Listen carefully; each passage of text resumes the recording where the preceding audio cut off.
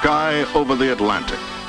The vast air ocean that must have stretched endlessly for Columbus when he sailed from Europe to America a few hundred years ago in over 2 long months. The same air ocean over the Atlantic probably did not seem as endless to Charles A. Lindbergh when he flew from New York to Paris some 30 years ago. But still, it took over 33 lonely hours.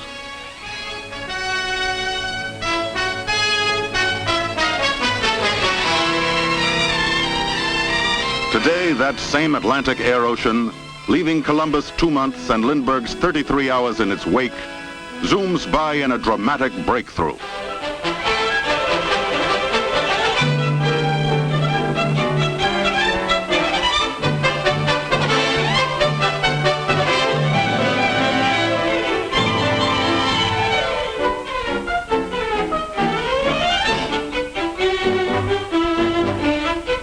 The year 1954 marked an historic event in the history of aviation.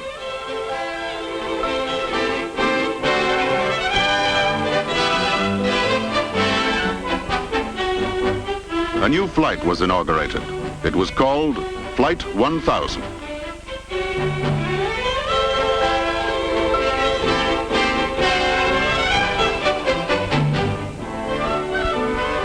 There was nothing unusual about airport operations before Flight 1000's takeoff.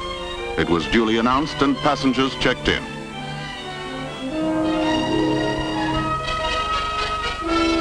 Flight 1000's destination, London. Luggage was prepared for loading and all other routine pre-flight activities were taking place. 1000 seemed to be just another flight to London, in all respects except that its passenger list was twice as large as on ordinary trips.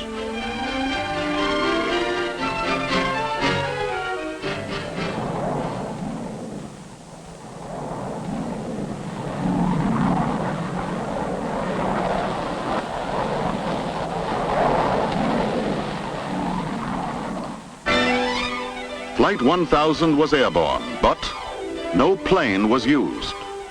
This was the first of so-called airline paper flights, a complete simulation of an actual flight that's been repeated more than 2,000 times since. The reason? To prepare for the revolution in transportation that is now here, the advent of commercial flying by jet clipper. In those early days, weather information for Flight 1000 and all the other paper jet flights was gathered as carefully as if real jets were to cross the Atlantic, gaining invaluable advance information about jet travel. For example, it is now known that at the altitudes at which jets cruise, generally 30 to 40,000 feet, flying will be above the weather. After years of paper flights like number 1000 and many hundreds of real flights with prototypes, the jet age is now here. The jet age begins before takeoff at the airline's new terminal, now under construction at Idlewild Airport, New York. Jets are parked around it, as in this model. Passengers will board by walking along a covered ramp directly to the cabin level. Ground transportation delivers travelers directly to check-in counters. The circular design of the terminal, along with its unique cantilever roof, will assure speed of service and convenience for passengers.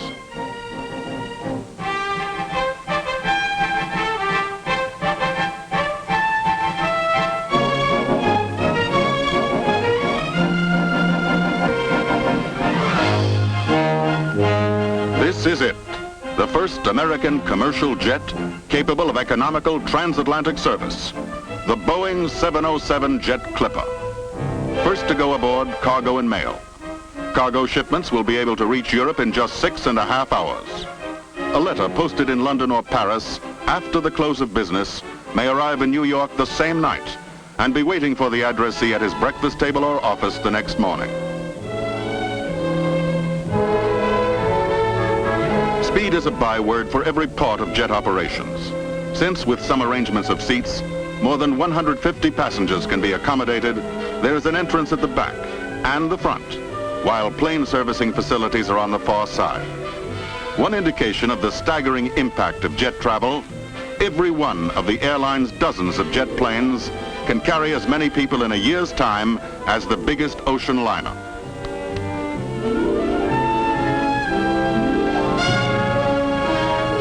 Last item aboard, the purser's briefcase, containing log, manifest, and other necessary documents. For the crew, ready to taxi to the runway now, fewer instruments than on propeller-driven craft, and engines that are so much easier to handle and maintain.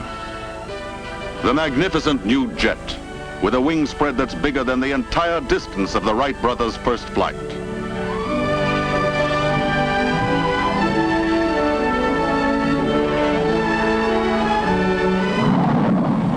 Takeoff, without any need for engine warm-up, with outside noise now reduced to no more than that of propeller-driven planes, capable of traveling at 575 miles per hour or more, much higher and faster than you've ever flown before.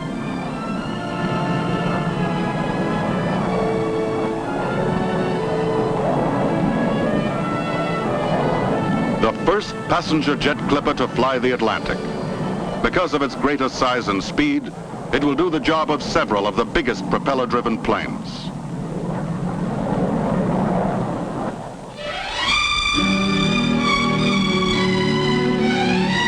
Welcome aboard.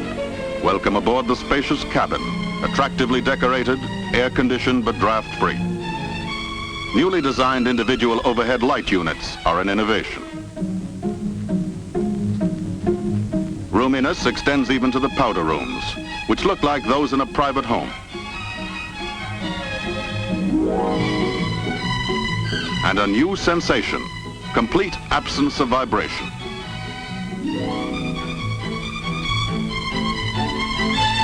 Near sonic speed, but inside one of the most stunning discoveries. There is no feeling of movement at all, no vibration, hardly any sound. A new concept in air transportation. The travail has been taken out of travel.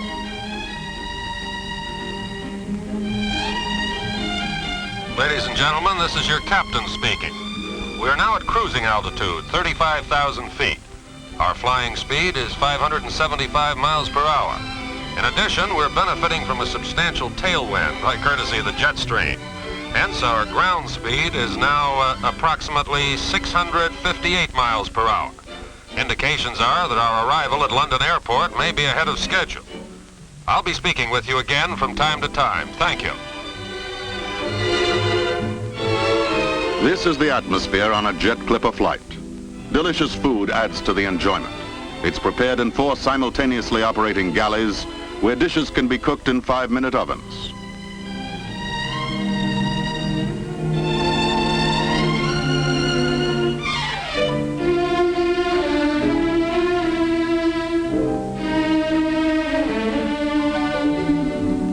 Scenes of living room quiet and relaxation. The mood enhanced by lighting that can be changed from the pale pink of dawn through all the variations to the dark blue of night.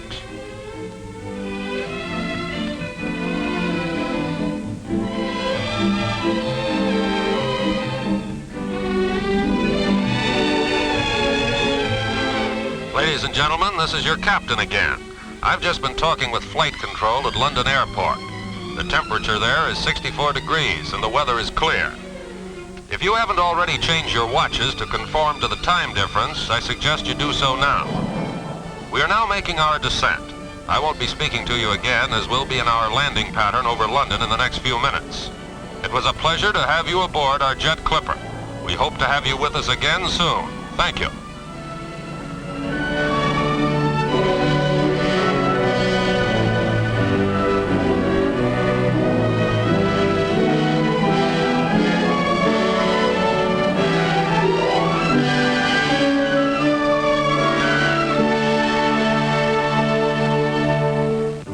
New York to London, in the same time that it takes you to go and see a baseball doubleheader. New York to London in 6.5 magic hours. It all goes so fast now, and it's so comfortable that you feel as if you hadn't traveled at all. Many hours gained and no sleep lost.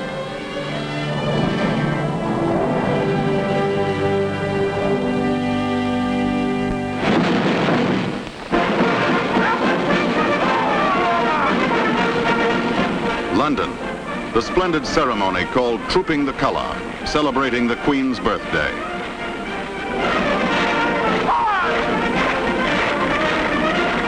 And you arrive not only with more time on hand, but also not travel fatigued. You can take in the scenes and events more fully and at a more leisurely pace. Only one of the remarkable gains made possible by jet flying.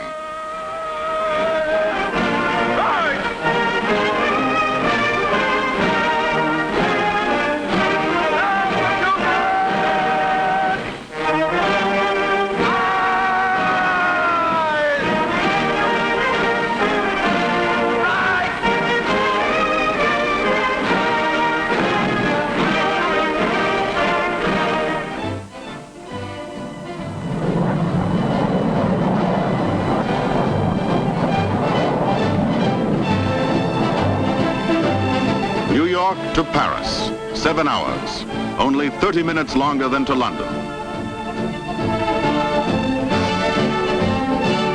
Paris, right away you're in the swim of things, because once more you've landed refreshed and with extra hours to do what you want to do in a leisurely way.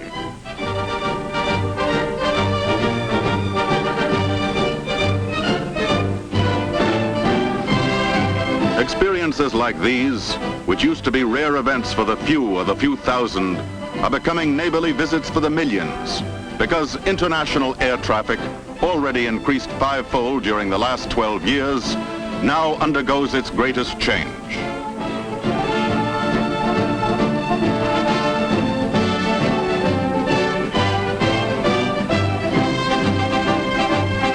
Jet speeds will help to accomplish one of man's long-sought goals, an easy interchange of peoples throughout the world. Transoceanic flights now become short hops, 6.5 magic hours to Europe.